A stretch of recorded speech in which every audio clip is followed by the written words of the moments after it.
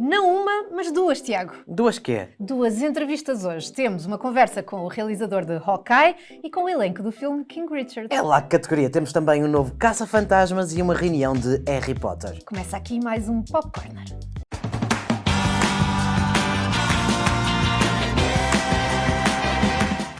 E desde 2011 que não os vemos juntos no grande ecrã, Inês. Sabias? Há muito tempo que não os vemos. Quem?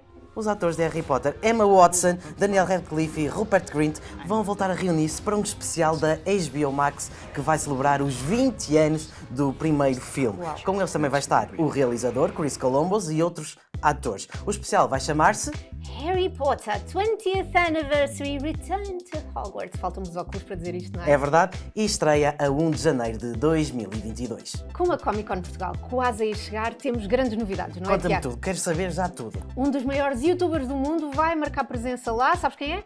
Não sou eu então, é o Lucas Neto. É o Lucas Neto, vai estar na Comic Con Portugal de 9 a 12 de dezembro no Parque das Nações, em Lisboa, não é? E não vem sozinho. E não vem sozinho, com ele vem Giovanna Alparone, a G, que é a sua parceira no crime em várias produções do YouTube, vai também estar lá, marcar presença e nós também vamos estar, não é? Vamos estar de 9 a 12 no Parque das Nações, em Lisboa.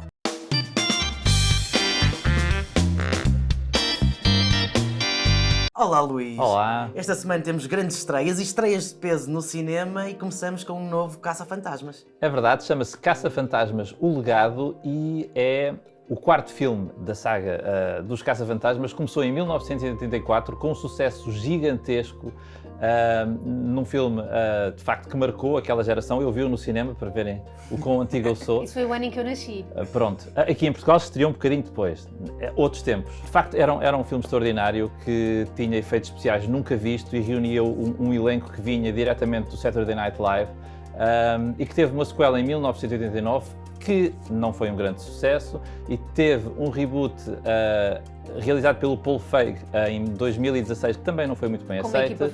Com uma equipa feminina, mas aqui temos uma fusão das duas coisas, ou seja, temos um novo elenco de jovens que de certa forma renova a série e uma grande homenagem aos Caça-Fantasmas originais. Portanto, aqui temos os netos de um dos Caça-Fantasmas originais, o Egon Spengler, que é o Harold Ramis, entretanto falecido, e eles vão de facto descobrir o legado do avô. Um deles é o Finn Wolfhard, que conhecemos do Stranger Things e do It. E portanto o Paul Rudd também vai aparecer, é o professor deles. Mas o filme recupera também os Caça-Fantasmas originais, o Bill Murray, o Dan Aykroyd, o Ernie Hudson, que regressam, assim como a própria Sigourney Weaver regressa também. O filme é realizado pelo filho do realizador original, o Ivan Reitman, portanto o realizador é o Jason Reitman, um cineasta de renome em filmes como o Juno ou o Nas Nuvens. Passamos para um dos filmes que começa a perfilar-se como um dos grandes candidatos aos Oscars, a Casa Gucci.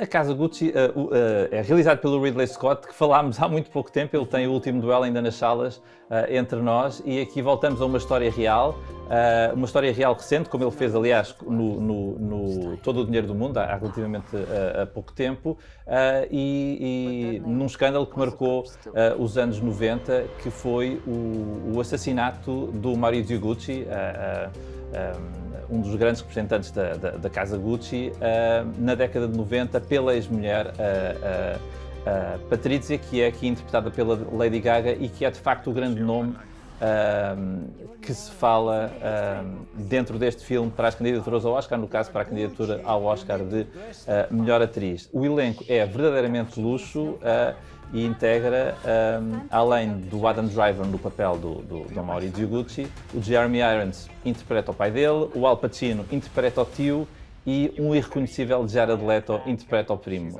Portanto, é uma história de vingança, de escândalos, de excessos, e que de facto é um dos filmes mais aguardados da temporada.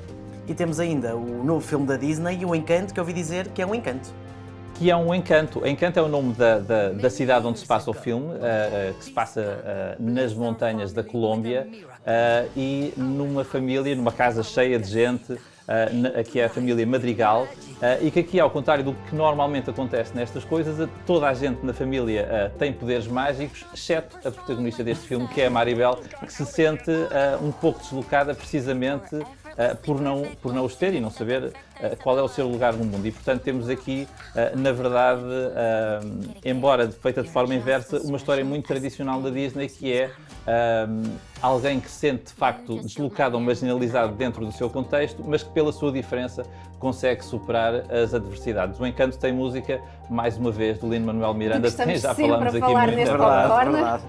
E assim que estreou nos Estados Unidos, perfilou-se efetivamente como um dos favoritos para o Oscar de melhor longa-metragem de animação. Obrigada, Luís. Já nos cinemas há uma semana está King Richard, o filme com Will Smith sobre as irmãs Venus e Serena Williams, e eu estive à conversa com o elenco via Zoom. Vamos agora ver essas entrevistas. What's going on? Everybody okay? They got a call, said there was trouble in the house. Oh, okay. Yeah. Okay. You all need to look around? It's a little wet for practice, don't you think? Don't the girls have schoolwork to do? They do their homework. Tundi's first in her class. Lynn and Isha are too. Now, I don't even mind you saying we hard on these kids. You know why? Because we are. It must have been an enormous challenge to try to recreate some of the signature tennis moves from the Williams sisters. How did you train for the roles? And also, how challenging was it to portray two of the biggest tennis stars in the world? In order to train, we had to do a lot of tennis training. I think for both of us, it was 2 to 3 hours a day, Monday through Friday. For me, it was a month and a half, both before and after COVID. So altogether, it was about 3 months of training. Yeah, I mean, it was challenging. You know, tennis is not a sport that I had been familiar with. I had to learn how to play tennis for King Richard. But I do enjoy the sport now, and I was up for the challenge. You know, this is such an important and inspiring story to me. So. I think you might just have the next Michael Jordan. Oh, no, brother, man. I got me the next, too.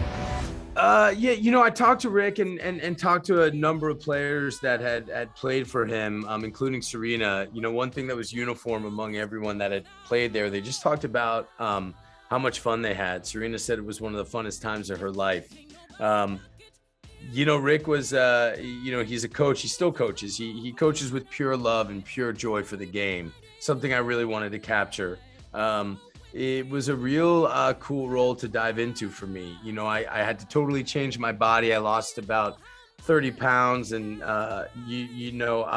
my hair, my mustache and all that, but really understanding, you know, the way he talked and his very specific dialect and the way that he spoke. Rick was a guy who didn't mind being the butt of the joke. He doesn't mind if people laugh at him, and I really respect that. You know, I think the big thing for me was just the tennis. I really got to train a lot in tennis. We really wanted to get the tennis right, and I was glad that as an athlete, you know, I really think we captured it, and I'm grateful. Did you play tennis before the role? Not before this, but for the film, you know, I trained for 3 hours a day for 9 months. I trained in the game, but also how to coach. I coached an actual junior top 50 national player, and I learned how to feed. I learned how to run drills, and I would coach her for an hour every day, and it was great. It was a ton of fun, and picked up a really cool new skill. Definitely are Venus and Serena fans. Yeah. Like we grew up watching them, so they're one of our childhood heroes for sure. So getting to have the blessing and opportunity to step into Venus and Serena's shoes meant so much, and we both were really excited. Yeah. Did they already give you a reaction to the performances after watching the movie? Yes. What did they think? They loved the film. Yeah. I heard that they cried the entire time and really enjoyed it. So we really love that. Really happy about that. That's really all we cared about. You know, that the family watched the film and loved it. This world ain't never had no respect for Richard Williams, but they gonna respect y'all. You gonna walk out there with your head up. You are a champion, and the whole world knows it.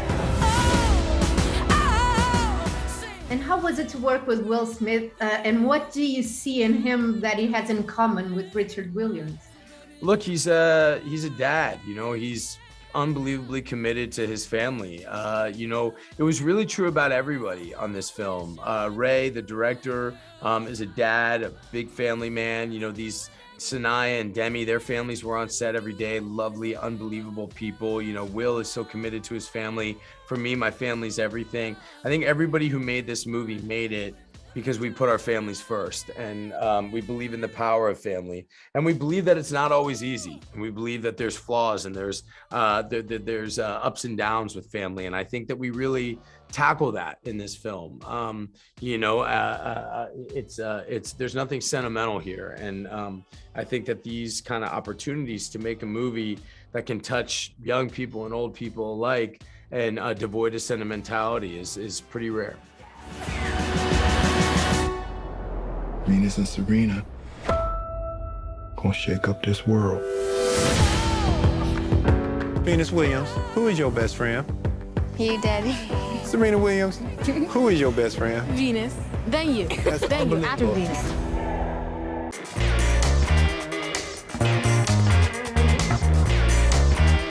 E a Marvel não para. Inês, até tenho aqui nas minhas notas. Depois de WandaVision, O Falcão e o Soldado do Inverno, Loki e What If, temos uma nova série no Disney+. É verdade, Hawkeye já está em exibição, tem, é claro, Jeremy Renner no principal papel e tem também Hailey Steinfeld como Kate Bishop, uma personagem que já existia na BD, mas que não tinha ainda sido puxada para os filmes e para as séries da Marvel. A série já chegou ao Disney+, e eu sei que tu tiveste algumas conversas, não foi? É verdade, estive à conversa com o realizador, Rhys Thomas. Fiquem por aí para ver já a seguir.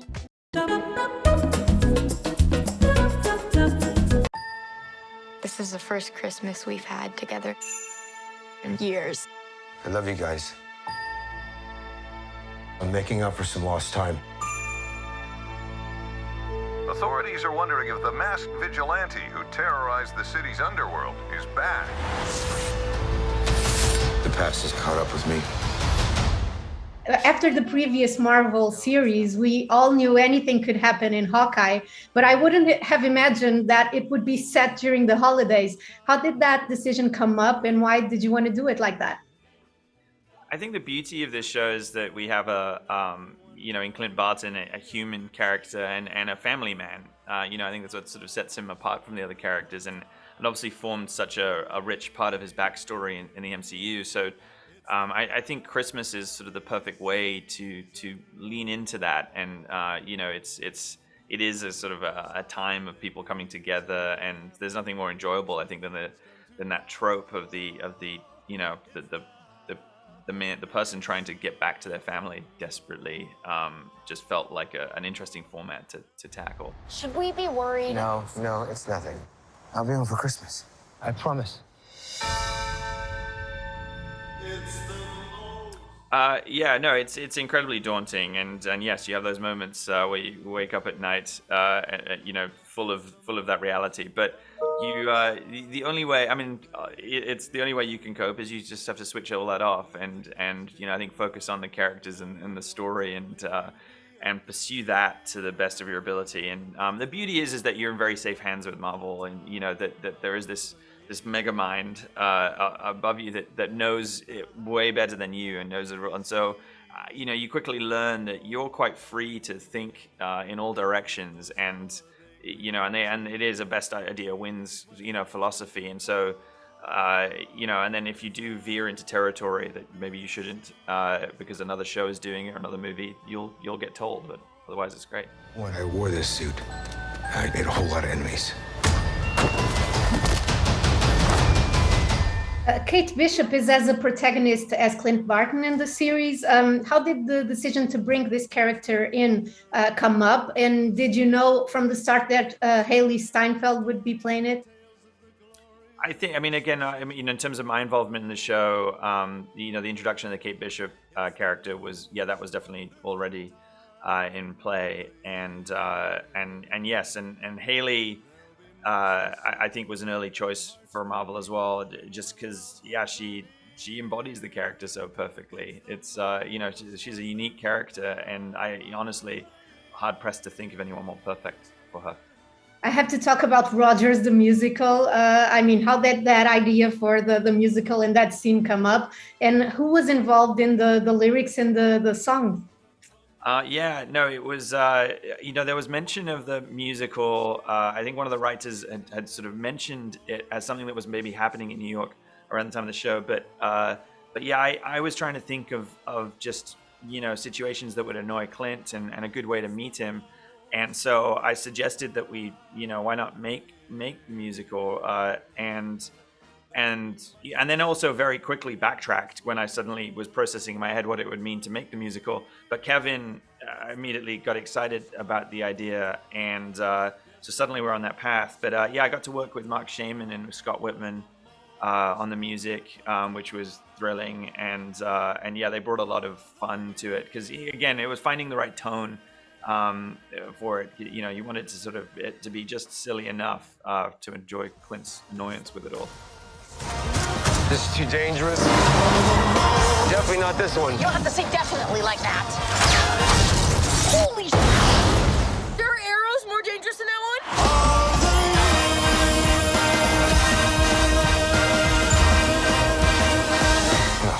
Just some Christmas. O Hawkeye já me deixou aqui com o espírito natalício. A mim também, vamos às compras. Eu ainda não tratei disso, se calhar era uma boa ideia. Bora. Bora às compras. Para a semana voltamos com La Casa de Papel, Cantar 2 e um filme sobre Celine Dion. Não podem perder.